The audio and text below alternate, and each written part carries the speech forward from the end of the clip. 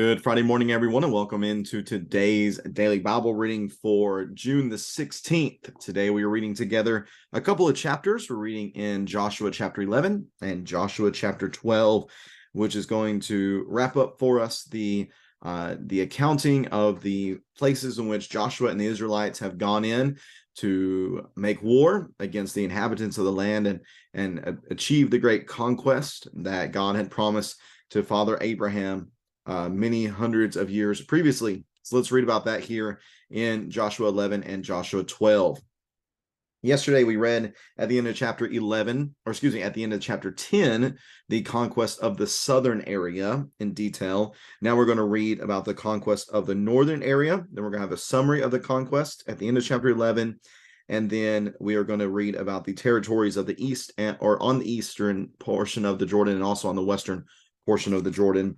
And we're going to have great detail about the various kings or the cities of the kings of which they conquered, 31 in all. So lots of details here within these two chapters, but there are a few thoughts that certainly we can take away from these texts. So let's read together here in Joshua 11 and Joshua 12. When King Jabin of Hazor heard the news going back again to chapter 10 that let's see here, that Joshua captured all these kings in their land in one campaign. Whenever he heard this news, he sent a message to King Jobab of Madon, the kings of Shimron and Akshaph, and the kings of the north in the hill country, the Arabah south of Chinnereth, the Judean foothills and the slopes of Dor to the west, the Canaanites in the east and west, the Amorites, Hittites, Perizzites, and Jebusites in the hill country, and the Hivites at the foot of Hermon in the land of Mizpah. They went out with all their armies, a multitude as numerous as the sand on the seashore, along with a vast number of horses and chariots. All these kings joined forces. They came and camped together at the waters of Merom to attack Israel.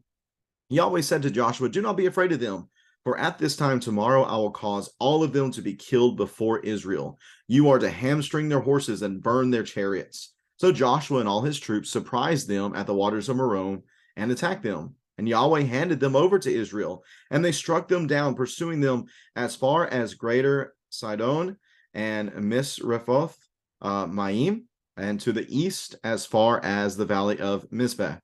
They struck them down, leaving no survivors. And Joshua treated them as Yahweh had told him. He hamstrung their horses and burned their chariots. At that time, Joshua turned back, captured Hazor, and struck down its king with a sword, because Hazor had formerly been the leader of all these kingdoms. They struck down everyone in it with the sword, completely destroying them. He left no one alive. Then he burned Hazor. Joshua captured all these kings and their cities and struck them down with a sword. He completely destroyed them, as Moses, Yahweh's servant, had commanded. However, Israel did not burn any of the cities that stood on their mounds except Hazor, which Joshua burned. The Israelites plundered all the spoil and cattle of these cities for themselves, but they struck down every person with the sword until they had annihilated them, leaving no one alive, just as Yahweh had commanded his servant Moses. Moses commanded Joshua. This is what Joshua did, leaving nothing undone of all that Yahweh had commanded Moses. So Joshua took all this land, the hill country, all the Negev, all the land of Goshen, and the foothills, the Arabah, and the hill country of Israel with its foothills from Mount Halak, which ascends to Seir, as far as Baal Gad, in the valley of Lebanon, at the foot of Mount Hermon. He captured all their kings and struck them down, putting them to death. Joshua waged war with all these kings for a long time. No city made peace with the Israelites except the Hivites, who inhabited Gibeon. All of them were taken in battle, for it was Yahweh's intention to harden their hearts, so that they would engage Israel in battle, be completely destroyed without mercy, and be annihilated just as Yahweh had commanded Moses. At that time, Joshua proceeded to exterminate the Anakim from the hill country, Hebron, Debir, and Anab, all the hill country of Judah and of Israel. Joshua completely destroyed them with their cities. No Anakim were left in the land of the Israelites except for some remaining in Gaza, Gath, and Ashdod. So Joshua took the entire land, in keeping with all that Yahweh had told Moses. Joshua then gave it as an inheritance to Israel according to their tribal allotments. And after this, the land had rest from war. Joshua chapter 12, verse number 1, the Israelites struck down the following kings of the land and took possession of their land beyond the Jordan to the east and west to the east and from the Arnon River to Mount Hermon, including all the Arabah eastward. King Sihon of the Amorites lived in Heshbon. He ruled from Aroer on the rim of the Arnon River along the middle of the valley, and half of Gilead up to the Jabbok River, the border of the Ammonites, the Arabah east of the Sea of Chinnereth to the Sea of the Arabah, that is the Dead Sea, eastward through Beth Jeshimoth, and southward below the slopes of Pisgah. King Og of Bashan of the remnants of the Rephaim lived in Ashtaroth and Edrei. He ruled over Mount Hermon, Salekah, all Bashan up to the Geshurite and Maakathite border, and half of Gilead to the border of King Sihon of Heshbon. Moses, Yahweh's servant, and the Israelites struck them down. And Moses, Yahweh's servant, gave them land as an inheritance to the Reubenites, Gadites, and half the tribe of Manasseh. Joshua and the Israelites struck down the following kings of the land beyond the Jordan to the west, from Baal Gad in the valley of Lebanon to Mount Halak, which ascends towards Seir. Joshua gave their land as an inheritance to the tribes of Israel according to their allotments: the hill country, the Judean foothills, the Arabah, the slopes, the wilderness, and the Negev, the lands of the Hethites, Amorites, Canaanites, Perizzites, Hivites, and Jebusites. So here are those 31 kings. The king of Jericho, 1. The king of Ai, which is next to Bethel, 1. The king of Jerusalem, 1. The king of Hebron, 1. The king of Jarmuth, 1.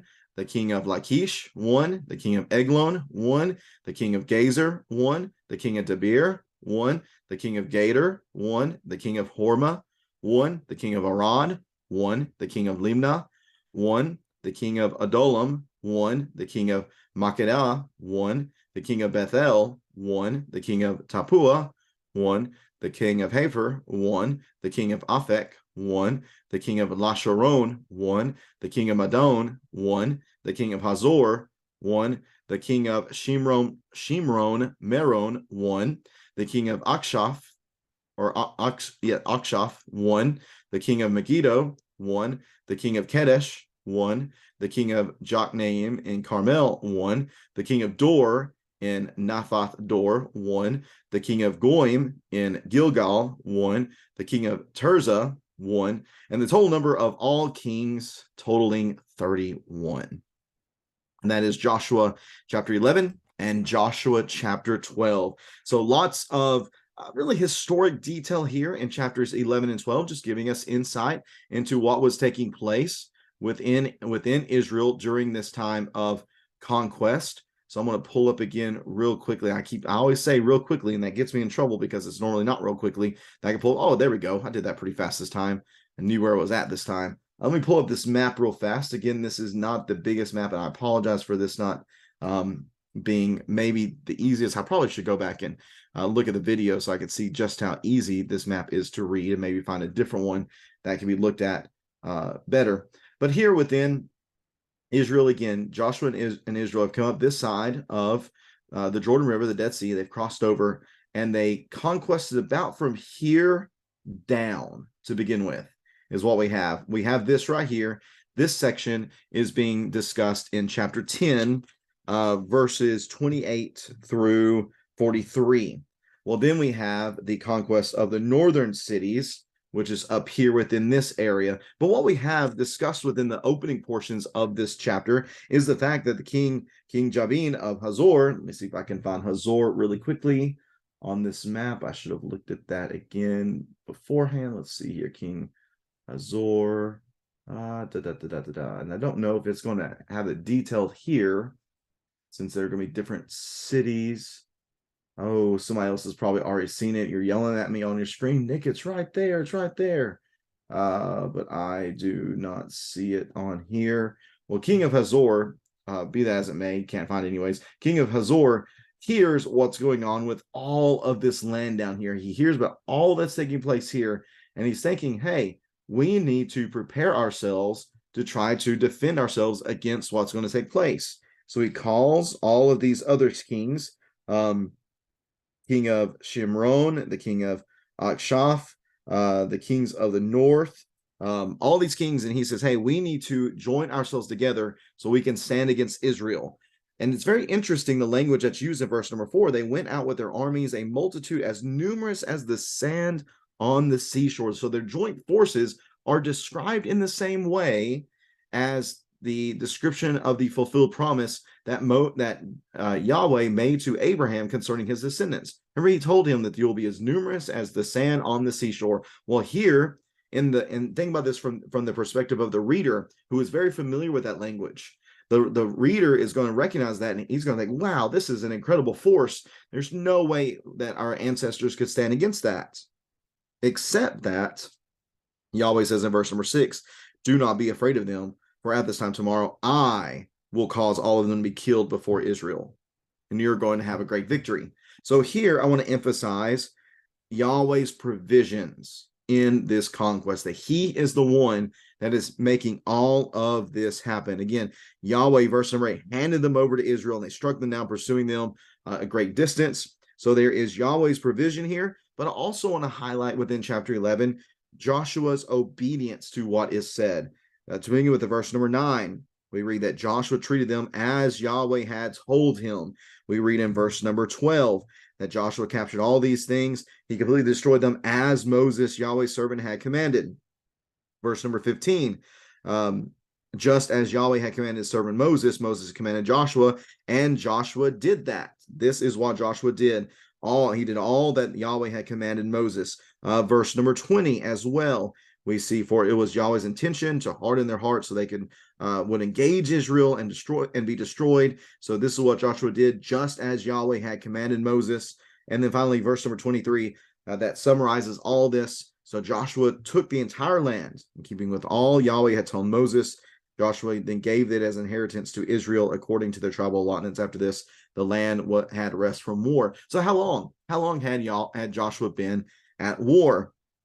Well, we see that verse 18 says Joshua waged war with all these kings. So the conquest as a whole, both the northern section here and also the southern section here, he waged war for a long time, or very literally many days. Well, how long is that? Well, many speculate based upon some timestamps that are found within scripture that this would have been anywhere from 5 to 7 years.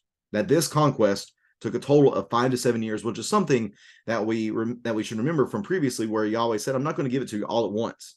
You're going to have to take it little by little. And that's exactly what happened. So they began, if we remember, they began east of the Jordan, taking on the residents of the land on this area. They took this area first and gave it again to Reuben, Gad, and East Manasseh, this half tribe of Manasseh. And that's mentioned in chapter 12 in verses 1 through 6. It's just a reminder that, hey, these tribes are over here. Don't forget about them. Well, then what we have details for is the southern region that took place here. In chapter 12 and verses 9 through 16, we have 16 of the kings mentioned here. And then in verses 17 through 24, we have 15 kings mentioned here in the northern section. So throughout this conquest of, again, 5 to 7 years, we have, as was recorded for here, at the very least 31 cities that were fought against, that Israel waged war against, that they fought against, that they had victory over. And again, if we take what is mentioned in chapter 11, we recognize that this happened because Yahweh provided the ability for them to do so. He commanded them to do so, and Joshua obeyed the commands in order to accomplish this great task. I want to note as well from chapter 12 that what this tells us here concerning the territories on the eastern side, whether it be on the eastern side of the Jordan, also on the western side of the Jordan, whether it be the northern portion or the southern portion, all of this was given to fulfill what was said to Abraham way back in Genesis chapter 15. Again, Genesis chapter 15 and verse number, verse number 18. On that day, Yahweh made a covenant with Abram saying, I give this land to your offspring from the brook of Egypt to the great river, the Euphrates River, the land of the Kenites, Kenizzites, Kadmonites, Hethites, Perizzites, Rephaim, Amorites, Canaanites, Girgashites, and Jebusites. Well, here we see that land has been conquested. It is now within the power of Israel. Israel now is the dominant influence within this land. And again, why was that done? Well, it was done because this was the Lord's will, and he worked within this. He worked not with only within saying that it was going to happen, but he even provoked the people. It says it was the Yahweh's intention to harden their hearts. Well, how did he do that? Well, I would say it's very similar to what we see in Egypt, that Yahweh put forth his will. These people rejected that will. They hardened their hearts against him. And then Yahweh instructed and endowed his people with strength to go and to take the land that he desired for them to take. So within all this, we see God's faithfulness to his promises. He said, I'm going to give you this land, and I'm going to empower you to take it, but you got to work with me. You have to do your part. And their part was obedience. Their part was trusting. Their part was moving forward. And in doing so, they achieved this great victory in these numerous places. I really appreciate verse number 15. Just as Yahweh had commanded, this verse 15 of chapter 11. Just as Yahweh had commanded his servant Moses, Moses commanded Joshua. This is what Joshua did, leaving nothing undone of all that Yahweh had commanded Moses. And again, verse 23, so Joshua took the entire land in keeping with all that Yahweh had told Moses. We see Joshua's obedience, we see the people's obedience, and we see a great result coming because of it. And that principle rings so true even in our own lives. We need to recognize God's ability, his right to rule us, his right to instruct us, his right to command us. We need to obey. We need to follow him, follow his teachings, and in doing so, we will be able to achieve a great result as well. If you have any questions about these two texts here in Joshua chapter 11 or 12, want to dig into something a little deeper, please feel free to leave that in the comment section below, whether you're watching here on Facebook or YouTube. Hope you'll tune in tomorrow as we have some more reading about the text here. We'll be reading chapters 13 and 14 tomorrow, where we're going to get some more detail about various lands. And just continue to add some more paint to the picture that we are putting together of our knowledge of Canaan, our knowledge of Israel's conquest, and what God again gave them the ability to do, and what they were able to achieve through their obedience. Again, thanks so much for tuning in today, everyone. Have a great rest of your Friday. God bless you, and we'll hope to see you tomorrow as we're reading again from Joshua 13 and 14.